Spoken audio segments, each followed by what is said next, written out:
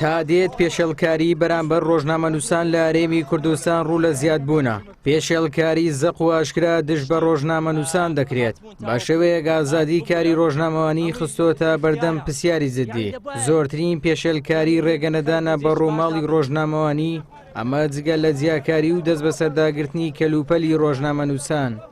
ڕۆژانە لە هەرێمی کوردستان پێشێڵکاری زەق و ئاشکرا بەرامبەر بە ڕۆژنامەنووسان دەکرێت کە ئەوانیش ڕێگانەدان بە ڕووماڵ و دەست بە سەرداگرتنی کەلوپەلی ڕۆژنامەوانی و چاوسوبکردنەوە و لەژێر حکومڕانی لە هەرێمی کوردستان مافەکانیان پێشێل دەکرێت، وەک ئەوەی لە ماوەی 6 مانگی ئەمساڵ کە لە لای ئێمە تۆمارکراوە. پێشێلکاریەکان بەڕێزان، پێشێلکاریەکان زۆرتریان بریتی بوون لە ڕێگەنەدان بە ڕووماڵ و جیاکاری و دەست بە سەرداگرتنی کەلوپەلی ڕۆژنامەوانی، کە ئەمەش زەنگێکی مەترسیدارە لەسەر ژیان و کاری ڕۆژنامەوانی لە هەرێمی کوردستان.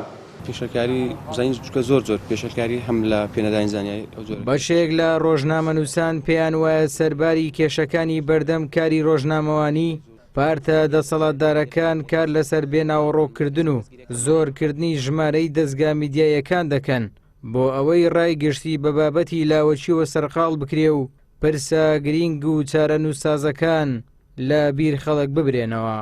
پێشەکارەکان زۆرن، بەڵام ئەوەی کە ئێستامی ینی پارتە دەسەڵاتدارەکان ئیشی لەسەرەکەن زۆری بەرهەمێنانی دەستگا میدیایەکانە بۆ ئەوەی ئاراستەی ڕایگەشتی ئاراستە بکەن بە بابەتی لاوەشی و پرسە سەرچیەکانی وەکو بەدوڵاتچوون و پرسی بنکۆڵکاری و ئەوانە لەبیر خەڵک ببنەوە. ئەمە جۆرێکی دیکە ڕاستە خۆڕێگەری و پێشەکاری بەرامبەر بە ڕۆژنامەنووسان هەردوو جۆرەکە ئێستا لە هەرێمی کوردستان ڕۆژ بەروای ڕۆژ بەرە و زیادبوون چێ و دەرەنجام دۆخی میدیاوە بەرەو خراپی ئابات و میدیا لە چاوی بینەردا بە بڵێ قەبارەی خۆی کەمترەکاتەوە. بە هەموو لایەنەکانمان وتووە کە شێوازی ئازادی ڕادەبڕین و ڕێگریکردنە ڕۆژنامەنووسان ئێستا دۆخەکە گۆڕاوە بۆی کە جیاوازی دەکرێن لە نێوان میدیاکاندا کە بەشێک لە میدیاکانی خۆیان لە بەشێک لە ڕوودا و کارەسات و لە ڕووماڵەکاندا بانگێش دەکرێن و بە فەرمی ڕێگایان پێدرێ، بەڵام ئەوەی کە لە ماوەی ڕابردوو ئێستاش ئێمە دەبینین ئەو ڕێگریە کە بەشێک لە میدیاکان ڕێگایان پێ نادرێنی بە تەواوەتی ڕووماڵی بابەتەکان کەنیان جیاوازیان پێ دەکرێت لەگەڵ میدیاکانی نزیک لە خۆیانەوە. ئەوە یەکێکترە لەوانەیە کە ئازادی ڕادەبڕین لە هەرێمی کوردستان بە تایبەتیش لە هەولێر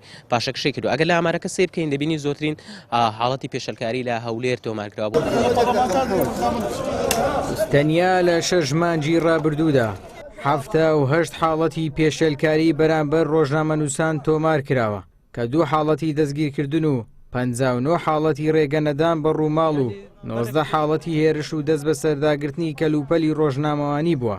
بە پێی داتاکانی ڕێکخراوی پامنێران بۆ ماف و گەشەپێدان، پێشێلکاریەکان بە پێی پارێزگاکانی هەرێم بەم جۆرەیە: لە هەولێر 46 حاڵەت، دهۆک 21 حاڵەت و سلێمانیش 11 حاڵەتی پێشێلکاری بەرامبەر ڕۆژنامەنووسان تۆمار کراوە. ئیبراهیم زیاد، کەناڵی ئاسمانی پەیام، هەولێر.